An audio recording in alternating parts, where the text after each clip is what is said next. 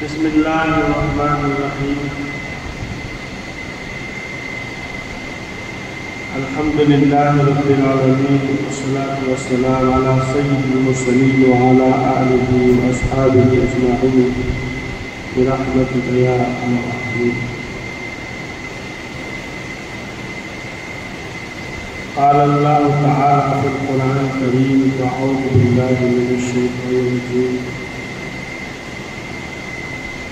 لا يغرنك تقلب الذين كفروا في البلاد متاع قليل ثم مأواهم جهنم وبئس المهاد۔ صدق اللہ العظیم۔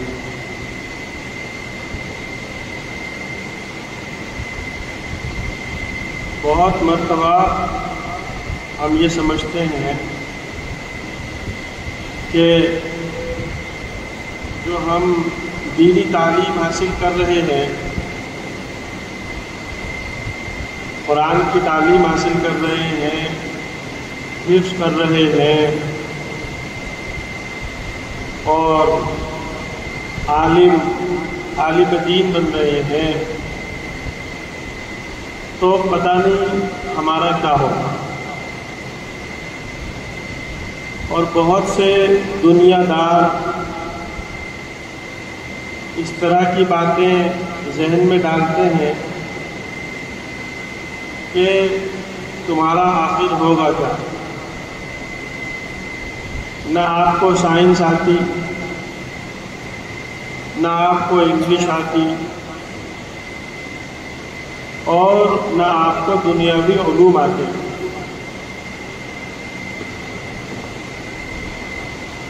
جب میں پہلی مرتبہ امریکہ گیا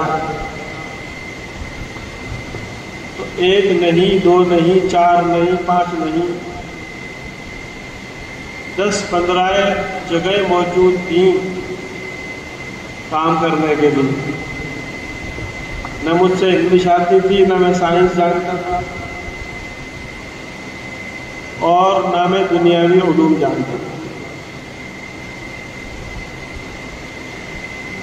تو بھائی میرے دوستو، آپ لوگوں کی اس دنیا میں بہت ضرورت ہے۔ انگلش زبان جب آپ اس ملک میں پہنچیں گے، کہیں بھی پہنچیں گے، جس ملک میں جس زبان ہوگی، جو زبان ہوگی، وہ آپ کو کچھ سالوں میں خود ہی آ جائے گی۔ آپ دیکھتے ہیں کہ بہت سے لوگ سعودی عرب کام کرنے کے لیے جاتے ہیں، تو وہ کیا کسی جگہ جا کر عربی سیکھتے ہیں؟ نہیں سیکھتے، مگر جب وہ واپس آتے ہیں تو اپنے کفیل سے فون پر عربی میں بات کر رہے ہوتے ہیں۔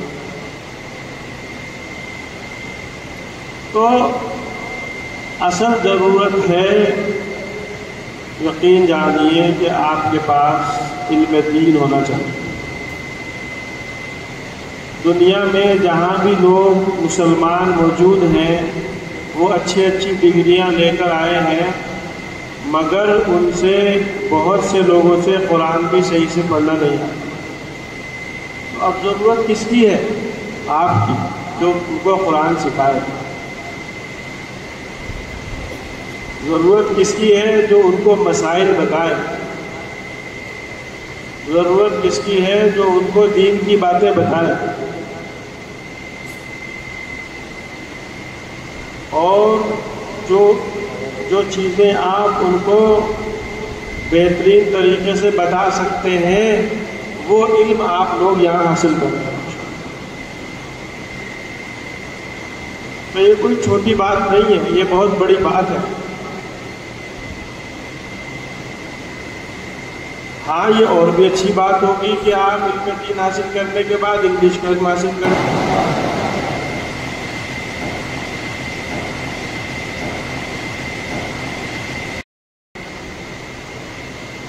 اور آپ کی زبان اور آپ سے انگلش بولنے بھی آ جائے، یہ ہو جائے گا سونے پر سہاگا۔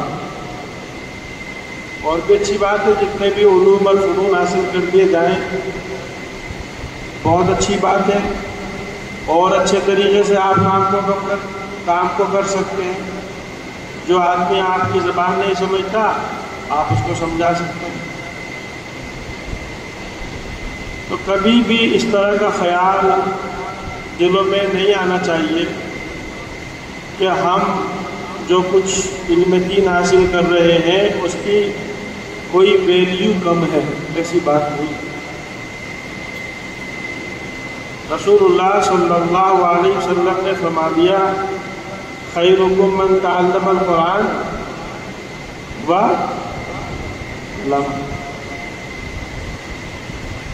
اور یہ بتا دیا، یہ فرما دیا کہ سب سے بہترین تم میں سب سے بہترین، یہ نہیں ہے کہ سب سے بہترین کون ہے جو قرآن سیکھے اور سکھائے۔ اب اگر کوئی عالم بن رہا ہے وہ بھی قرآن کی تعلیمات ہے، بچے حفظ کر رہے ہیں، قرأت سیکھ رہے ہیں۔ جب آپ کسی غیر ملک میں جاتے ہیں اور بہترین طریقے سے قرآن پاک سناتے ہیں تو وہاں کی کمیونٹی کے لوگ آپ کے اوپر فخر کرتے ہیں اور یہ کہتے ہیں کاش ہمارا بچہ بھی ایسا قرآن پڑھنے لگے، حالانکہ وہ بچہ اپنے اسکول میں بہت اچھا کام کر رہا ہے،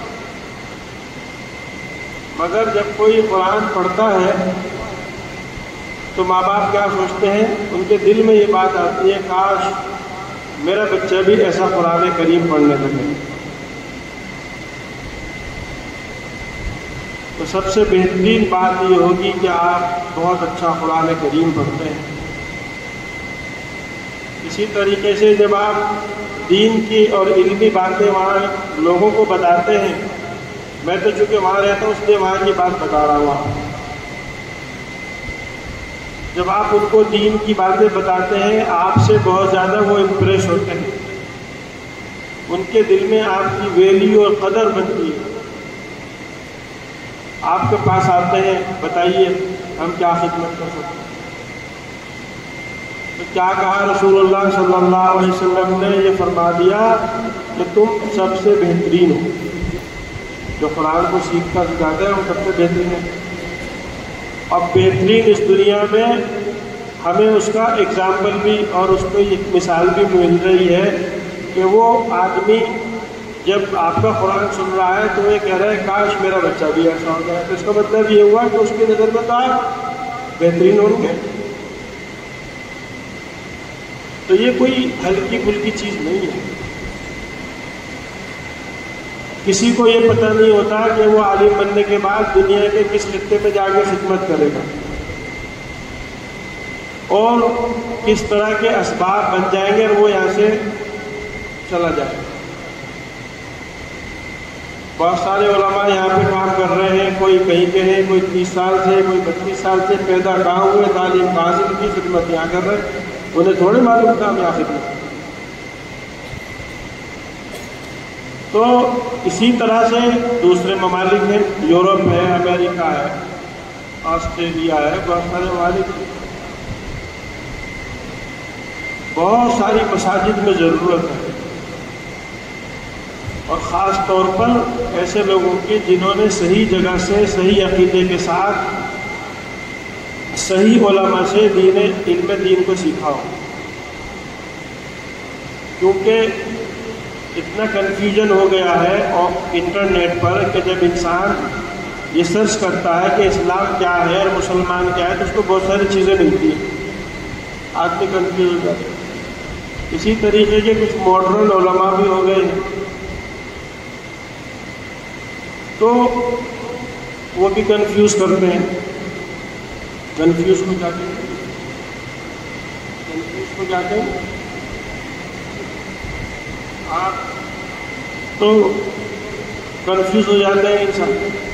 تو یہ جو آپ صحیح جگہ سے صحیح علماء سے علم دین حاصل کر رہے ہیں تو آپ لوگوں کے ذہنوں کی درستگی فرماتے ہیں جا کر ماشاءاللہ، اور لوگوں کو اطمینان ہوتا ہے کہ ہاں ہمیں ایسا لگ رہا ہے کہ ہمیں صحیح بات مل رہی ہے،